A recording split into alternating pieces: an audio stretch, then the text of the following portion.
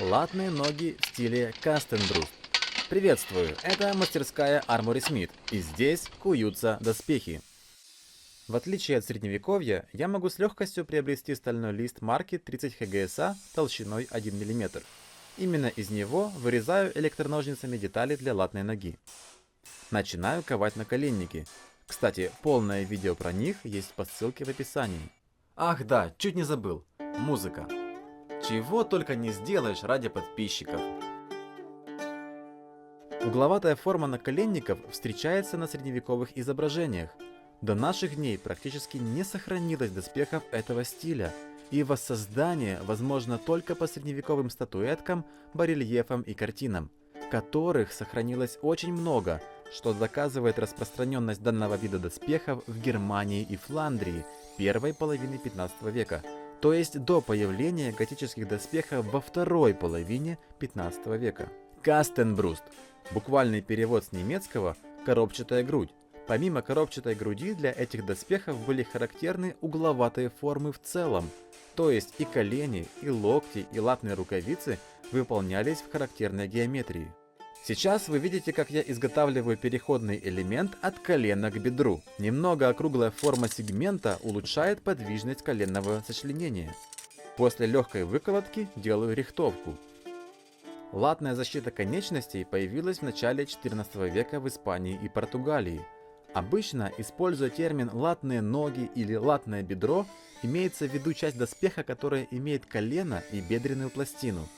Они соединяются переходными элементами на подвижных заклепках. Таким образом, можно одеть ногу рыцаря полностью в стальные пластины без потери подвижности. Считается, что латная защита ног, а особенно стальные голени, изначально использовали конные рыцари.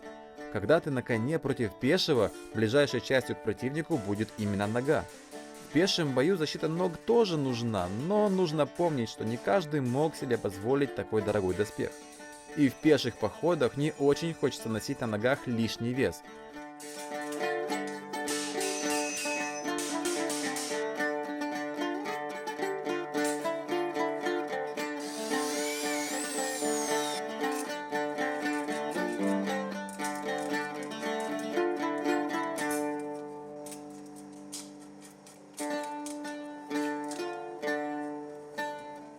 Начинаю выколотку основной пластины бедра.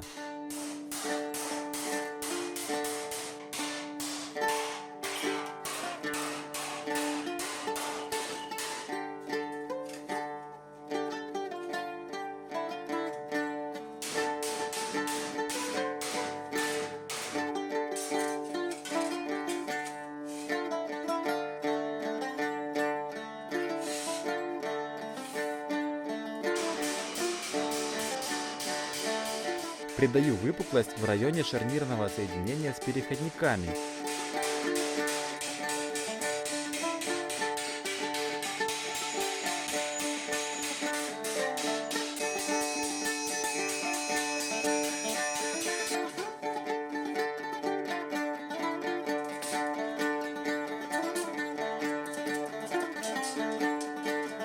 Все детали собираются на болты для проверки формы и подвижности.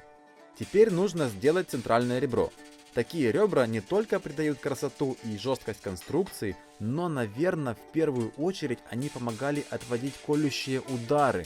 Острие оружия, которое пришло в пластину не перпендикулярно, с большей вероятностью соскользнет в сторону и не пробьет доспех. Поэтому, если ваш противник находится ровно перед вами, все его колющие удары не будут приходить ровно в перпендикулярную плоскость.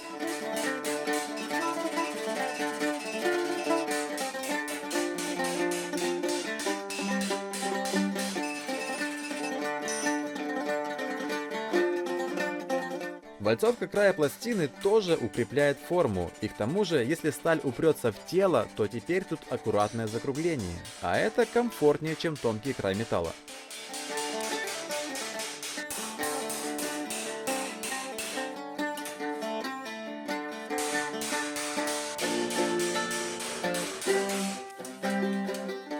А это боковая пластина бедра. Рихтовка и еще раз рихтовка.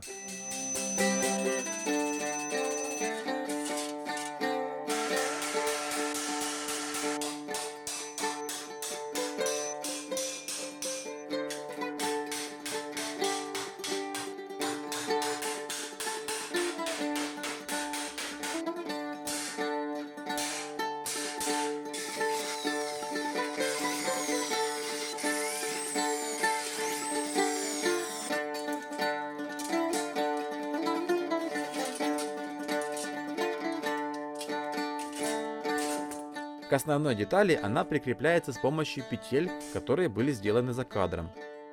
Ставлю бедра в печку для закалки, а сам продолжаю делать центральное ребро на переходных сегментах. Я заранее отметил его через всю ногу, и теперь осталась только чеканка.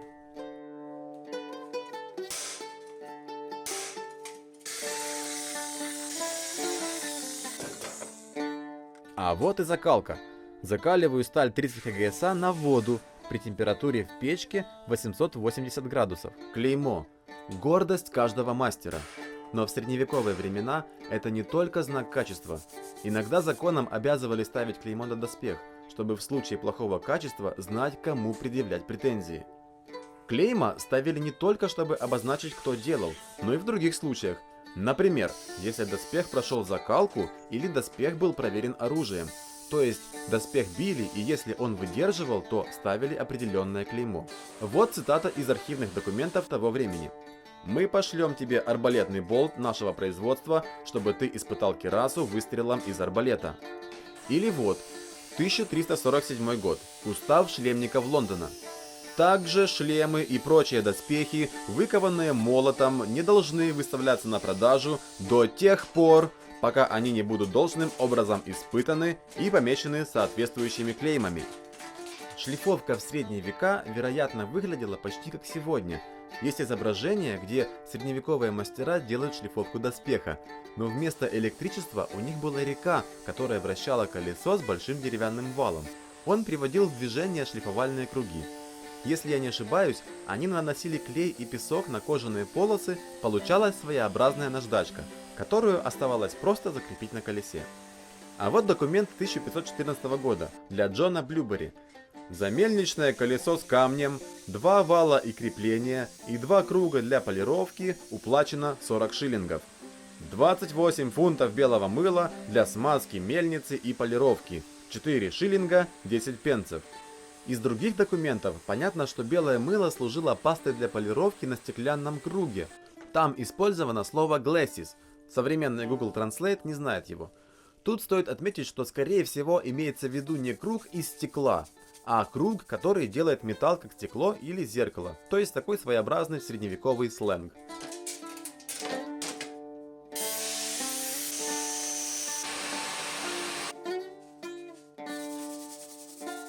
Латунирование стали делаю с помощью латунной щетки и легкого подогрева колена до 300-400 градусов. Эту температуру примерно можно определить по цветам побежалости. Сталь начала желтеть, значит можно работать щеткой.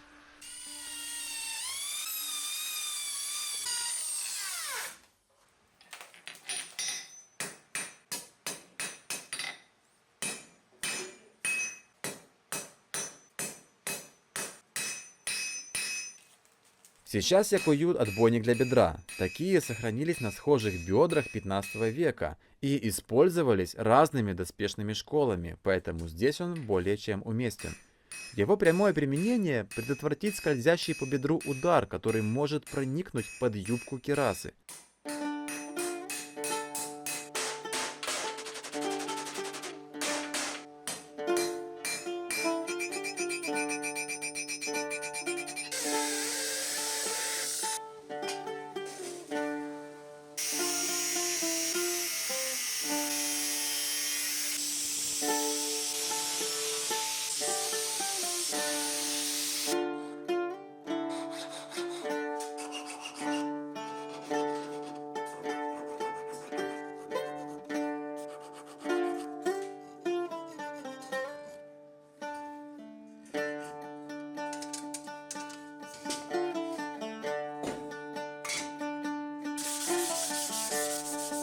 А сейчас видно, как я очищаю внутреннюю часть от окалины и покрываю бесцветным лаком. В средние века вместо этого могли применять льняное масло с растопленным воском.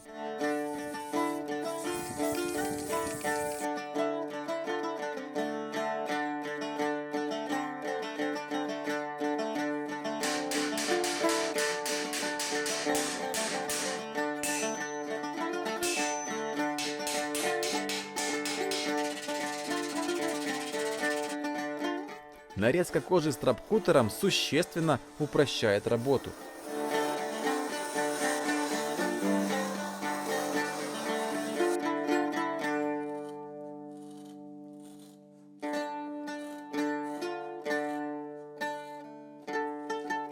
Заклепки в средние века делались по принципу гвоздя. При соединении деталей расклепывался конец с наружной части и закруглялся.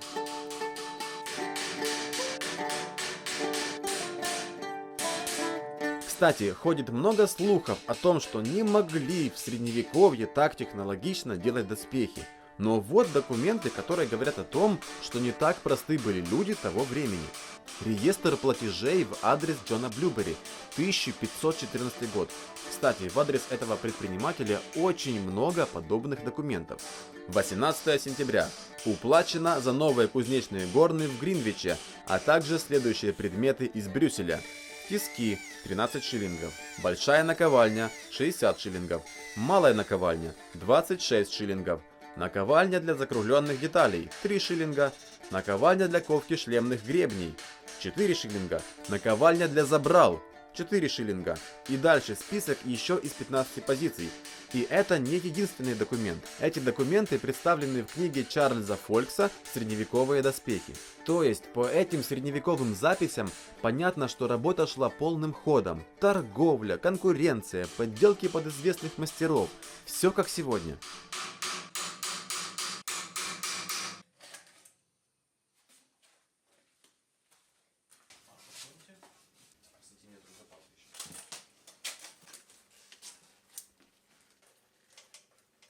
И самое главное, примерка на владельца. Бедра сели очень хорошо.